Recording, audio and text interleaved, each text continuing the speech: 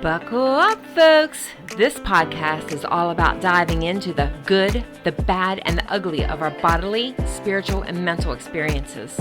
If you are not prepared to challenge your assumptions, laugh at yourself, laugh at me, or maybe even shed a tear or two, then you might want to look elsewhere. But if you're ready to get real, get honest, and get a little weird, then welcome to the Just Chrissy podcast. I'm your host, Chrissy McCammon. Hello, everybody. It's Chrissy McCammon here. Let's talk everything liver today. I know for some of you, you're like, what? I don't even care about the liver, but you should. You should, because did you know that your liver filters around 1.7 liters of blood per minute? That balances out to about 22 gallons of blood an hour. At any given time, your liver contains about 10% of your body's total blood volume. That's a lot of blood. Now, I know we all go about life and we just do our thing, and especially when we're young, we don't think about all the awful consequences of our bad choices. So we eat a lot of processed food, unless you're fortunate enough to be raised in a family to eat out of the garden and all that. But we start getting symptoms, and we're like, where are these why do I have these symptoms? Well, your liver has worked really, really hard for a long time. It does a lot of work, and we don't give it any thought because it just does it. Our body is always working really, really hard for us to survive.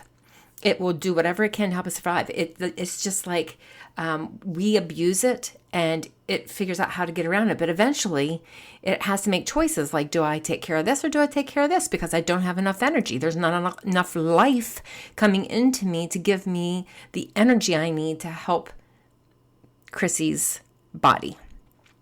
The liver produces bile. And this is a fluid that helps break down fats and removes waste during digestion. Some people are all sluggish in there because of their diet. It purifies the blood. In other words, it breaks down toxics, drugs, and other harmful substances from the blood. Your drugs could be prescription over the counter, like ibuprofen and Tylenol, and recreational use drugs, agricultural chemicals, food additives, household chemicals, pollutants, contaminants. What about your tap water that you drink? There's so much in tap water. It's responsible for all of that, removing that from the blood. It also removes excess glucose, or aka sugar, from the blood, and it stores it as glycogen, which can be converted then back to glucose when your body needs it. The problem is, we're spiking our blood sugar all the time. And so we literally need to relearn how to eat, not to do this. And then the liver produces proteins for blood plasma and regulates amino acid levels in the blood. The liver produces, the liver is responsible for blood clotting. So it produces the substances that help blood clot after an injury. And then you have the liver producing immune factors. And it contains the macrophages that destroy bacteria. So like when you see on your blood work, lymphocytes, eosinophils, basophils, that's all having to do with the blood and your immune system. And then it also stores vitamins like A, D, E, K, and B12, as well as iron and copper. This is why eating organ meat is super important, because it does the same thing, say, in your beef. If your beef is grass-fed, grass-finished, then that liver is like a powerhouse of vitamins for you. The liver processes bilirubin too, and this is a substance produced when the red blood cells break down. Too much bilirubin can cause jaundice, which is a yellowing of the skin and eyes. Now, where's the liver located? I found out the hard way. I started having this unique, weird sensation underneath my right rib cage. And I can't say it was painful. It was just uncomfortable. Like I would take my hand and put pressure there, because it was just like I knew something was there, something wasn't right, and it was my liver. And some people will get pain even up in their shoulder from the liver being enlarged, and then it puts pressure on other parts of their body. So when this happened, around the same time, I ended up breaking out with a rash. I have a long testimony I will share sometime, not here, because I'm wanting to keep these podcasts around 15 minutes because I think that's doable for most people. And I want to give you the most information I can in that 15 minutes. So you have these stages that your liver goes through. And one is like they take what toxins are fat soluble, and then they use required nutrients like B2, B3, B6, folic acid, B12, glutathione, amino acids, and then they use that to transform them into less fat soluble. And then eventually what happens is they turn into waste products, which are water soluble. That's how it gets it out. It transforms it so that it can get it out of your body. How does it get it out? It gets it out with the bile. Remember, it's like, just picture fat, like some sort of fat, and then what Dawn dish soap does. Like picture that. That's what's happening inside there with the bile. It's breaking down fat and getting it out. But sometimes people get really like sluggish in their liver. I was sluggish in my liver. It was not cleaning out well. So anyway, the bile goes into feces or stool. Bowel movements. Bowel movements are very indicative of whether you're have a healthy gut or not. Then it also eliminates through the kidneys by urine and through the skin with sweat. What do? We try not to sweat. All my adult life, I was spraying secret deodorant with aluminum to stop up the pores underneath my armpits so that I wouldn't sweat because that was embarrassing. I was a profuse perspirator. However, that was a wonderful gift that I did not know was good. That is how your body detoxes, sweating. So if you're using aluminum, or you're using deodorant and it has a bunch of chemicals in it, specifically aluminum, you don't want to do that because you have lymph nodes underneath those armpits, and you most likely are jamming up that lymph system under there.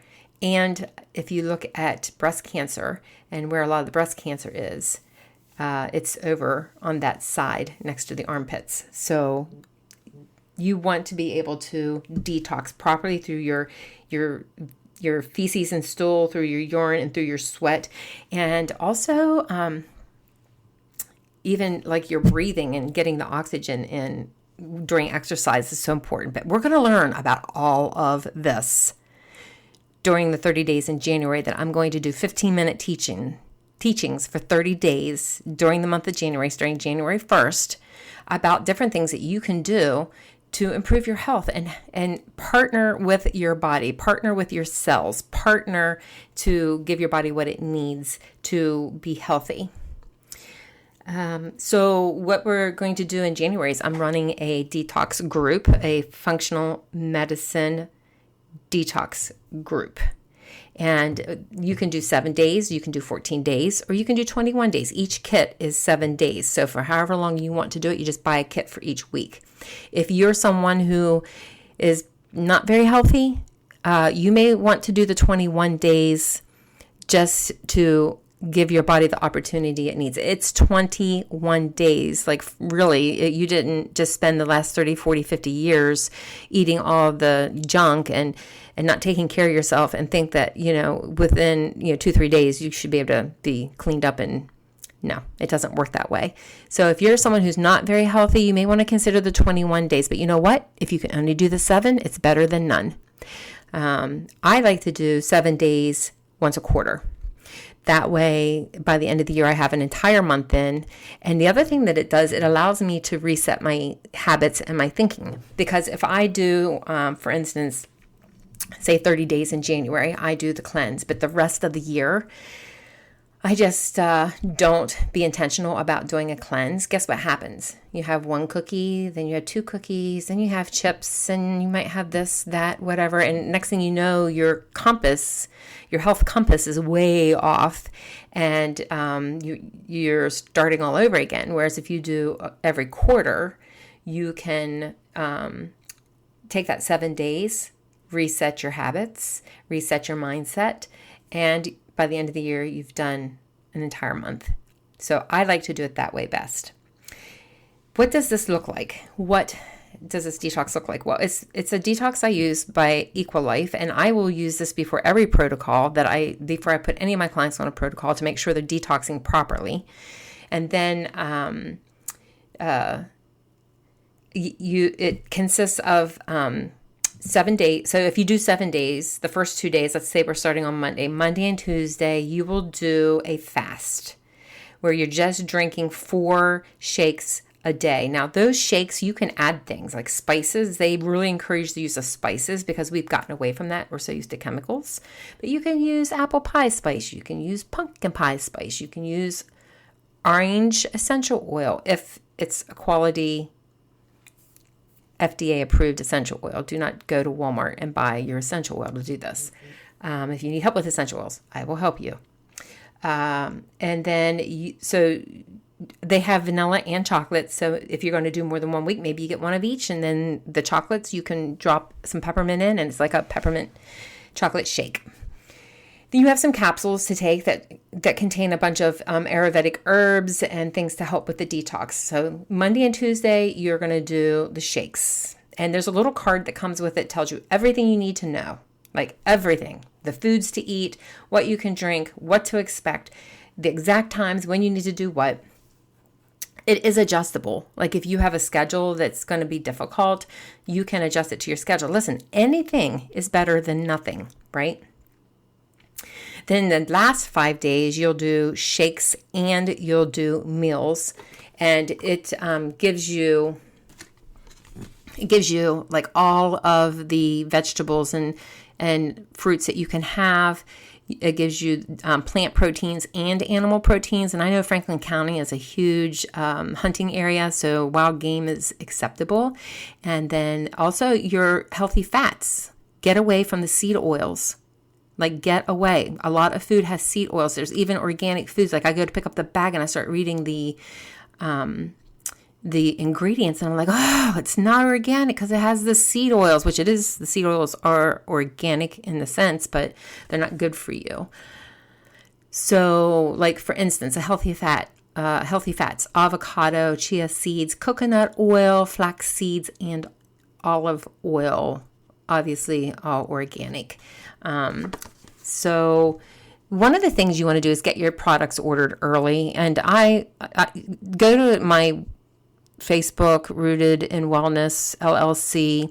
I also have Chrisstan, CHRISTAN.GetHealthy.store. Set up an account in there. Let me know that you created an account, and I will go in and give you 10% off of the products to save your pocketbook a little bit.